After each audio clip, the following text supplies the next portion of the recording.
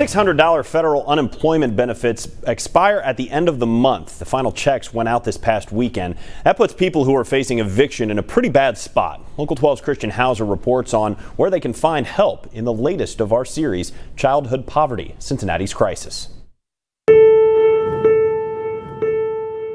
1 in 5, that's the number of Ohioans who say in a recent survey they can't afford to pay their next month of rent. That comes after 4 months of a pandemic in which unemployment numbers skyrocketed and eviction courts have reopened. There's a backlog of about 1,000 eviction cases in Hamilton County, and it doesn't get any better in any other area. It's like a little mini tidal wave, but happening all over Ohio. So what does that backlog mean, and what's left for someone looking to pay rent? Well, let's start with the backlog. The more people evicted, the more stress it puts on the county's shelter system. Take 75 evictions a day. That's half the average amount of evictions that were heard before the pandemic. And since the court is operating at half capacity, it's still at about 75 a day. In 1 week, 375 families will be evicted.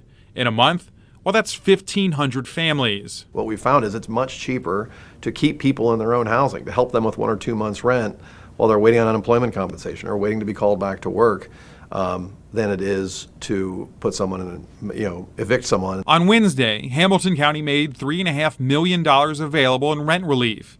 It's money the county received through the federal CARES Act. This is such a big deal for so many people in this community that are really struggling to pay their rent. The money was split among the Free Store Food Bank, Talbert House, and Community Action Agency, 3 community partners that work in eviction prevention. We anticipate that as the evictions process gets ramped up again, we will be able to support more families, and that's really where we see the driving force of these dollars. Local 12 Investigates learned that another $1.5 million went to pretrial mediation. Part of this funding is that we're trying to get both money to have representation in court, but also to get emergency funding, because we found when you combine those two things, that's what's really effective in preventing people from getting evicted. If you rent in Cincinnati, one place which gets funds is St. Vincent de Paul, the city's partner for emergency rental assistance.